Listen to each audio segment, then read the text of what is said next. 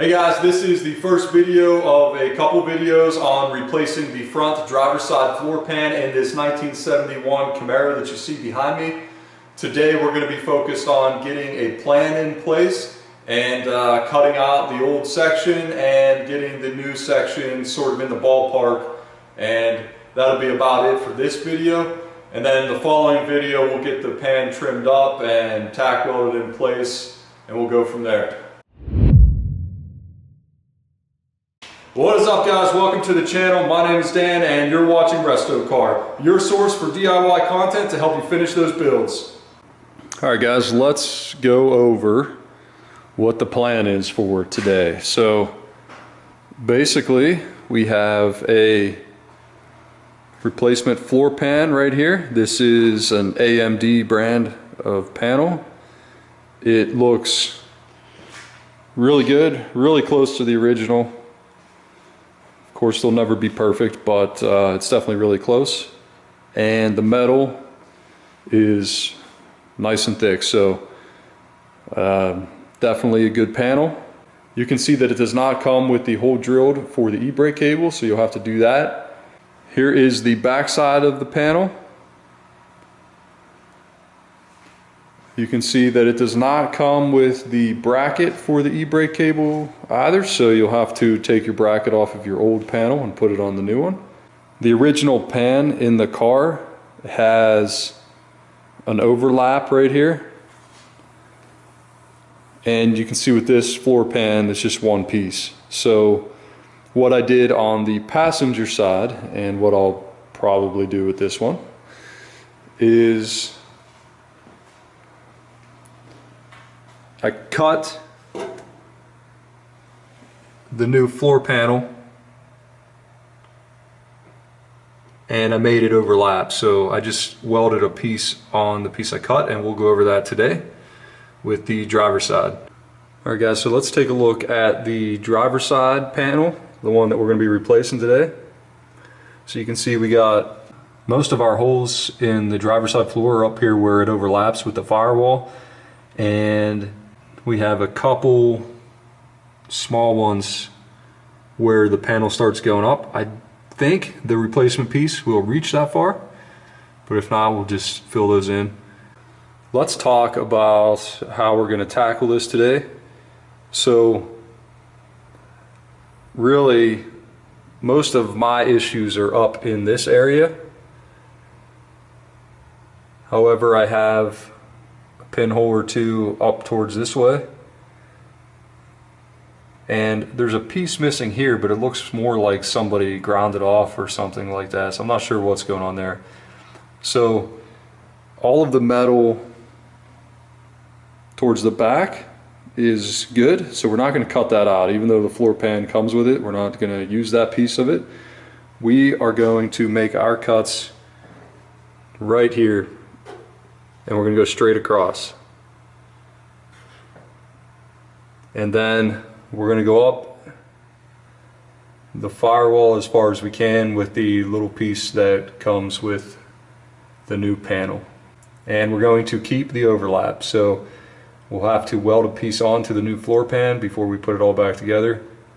Alright guys, and something else to consider here. One of the reasons that I'm making my cut across here right on the edge is because there is a brace that runs through here, and we don't want to cut into that or weld into the middle there where we can't get to the welds. So for this floor here, we do it here and up if we wanted, or skip over the brace and come back into here somewhere where you're not going to run into a brace. So let me show you underneath real quick. Alright guys, so we're under the car, and this is the floor brace that I was talking about from above. So what we're going to do is cut right in front of it. So you can see the cut that I talked about above is going to be right here where this crease is. And if we follow it down, we're looking like right in here. So that'll give us about an inch between this brace. And here is a look at the, I guess it's more of a reinforcement bracket for the e-brake cable. This does not come with the replacement floor pan, so don't cut through it. And we'll take this off once we get the floor pan out. Alright guys, first thing, we're going to get the steering wheel out of the way. Mine's already disconnected, so I really just got to drop these bolts and it'll come down and out. So let's get it out of the way.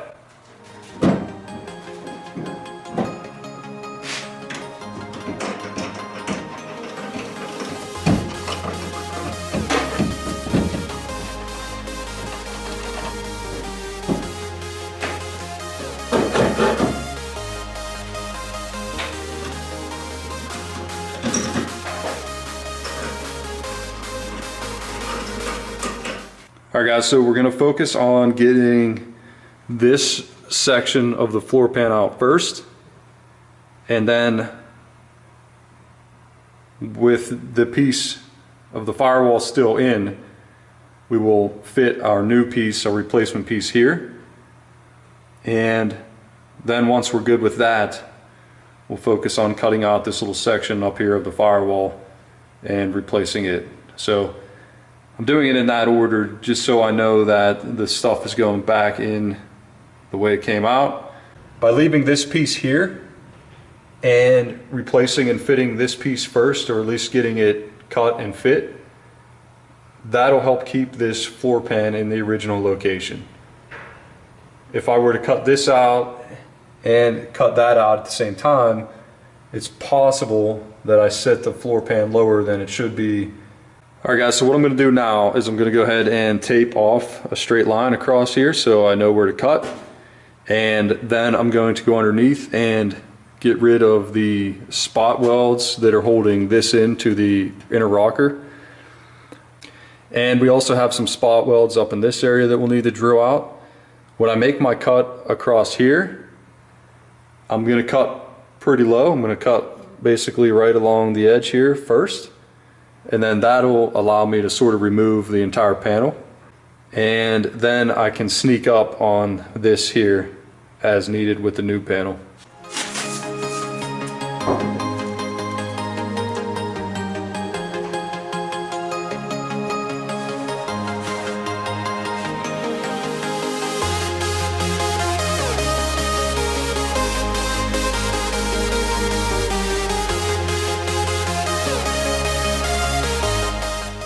Alright guys, so I got the line taped where I'm going to cut. I'm going to cut in front of that piece of tape there.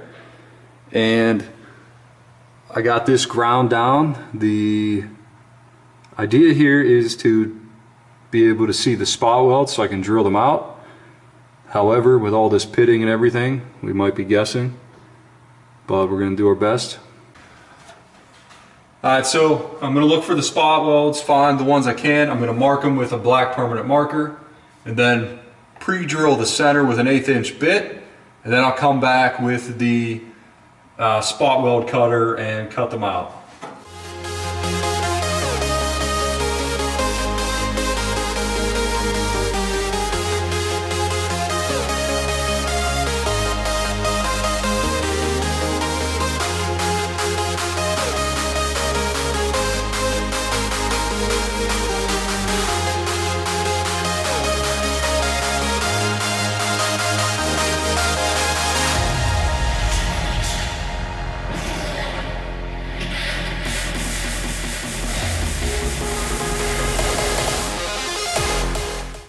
Alright guys, got this piece detached, and in order to make it easier on myself, I'm just going to go ahead and cut this whole piece out with the cutoff wheel now.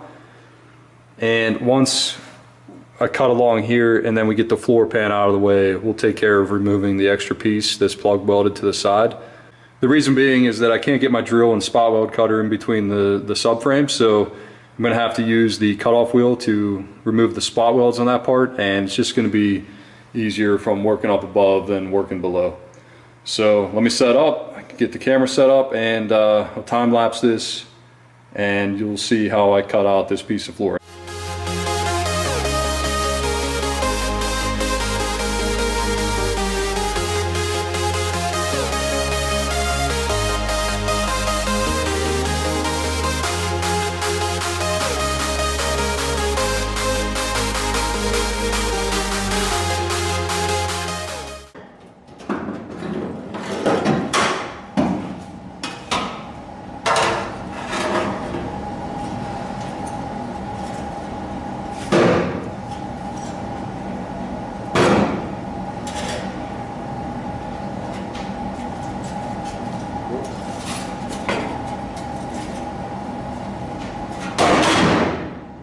So we got the main part of the floor cut out.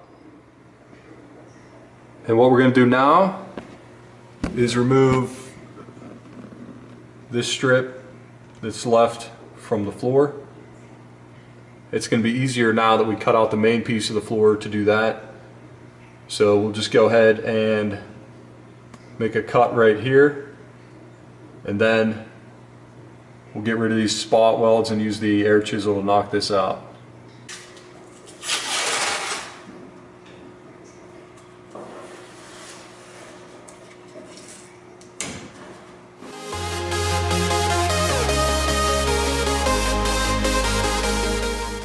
Alright guys, so what I did here is I just ran a piece of tape and put a couple marks, and then the distance that you see there, the 2 1/4, 2 1/8, that is the distance to the floor. It's just a reference mark, just to know I'm in the ballpark area. It doesn't have to be exact, but it's good to have some kind of marks. And then down in this corner, so that mark that you see there under that hole is where the floor ends, and then the firewall begins. Alright, so what we're going to do now is we're going to go ahead and hammer back the rest of the floor that's on there to give us access to the flange from the floor that we removed, so we can get those spot welds out of the way and get that piece out of the way.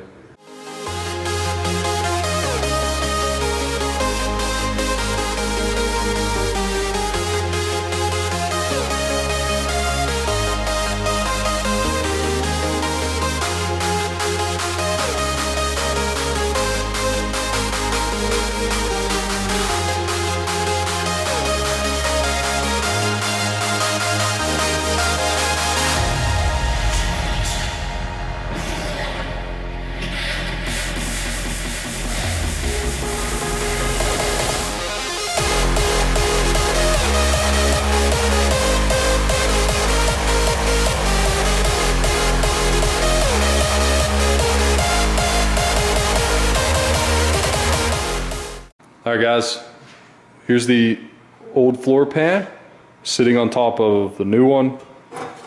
Just a quick comparison look there.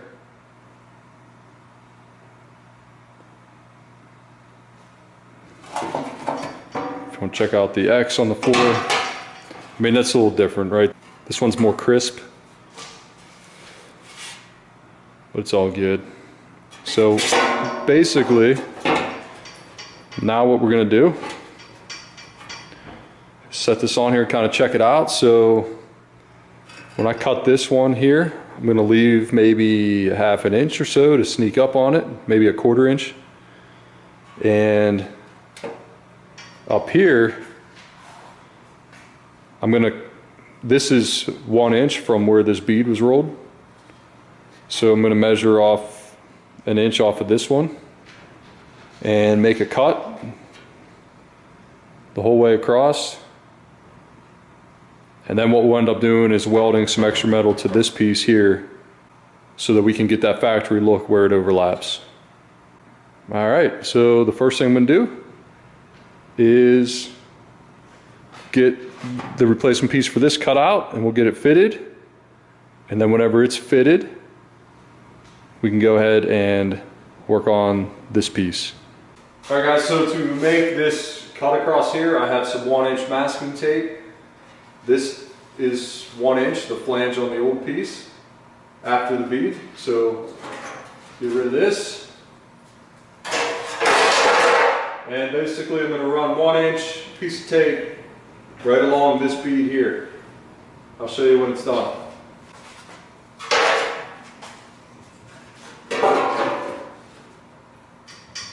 Okay, and what I'm going to do now is run a piece of tape across the back.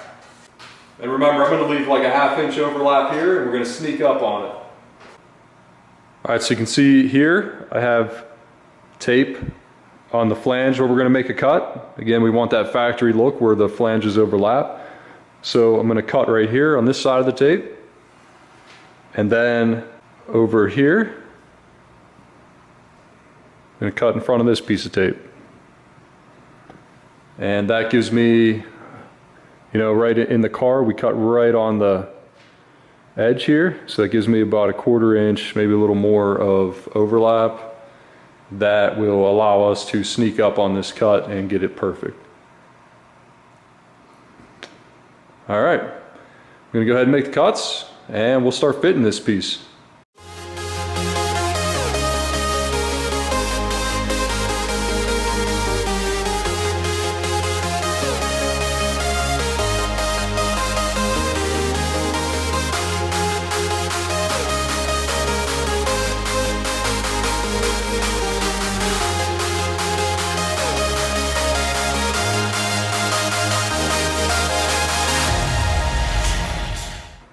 All right guys, here's our replacement piece. Should be a pretty close fit. Okay guys, we're gonna cut this video here. In the next video, we're gonna go ahead and get the panels trimmed up and fitted and tack welded in place. If you like this video, hit that thumbs up button. And if you like this type of content, please consider subscribing. If you do subscribe, hit that notification bell so you get alerts whenever we post new videos. And as always, if you have any questions or comments, go ahead and post them down below and I'll get back to you. See you in the next one.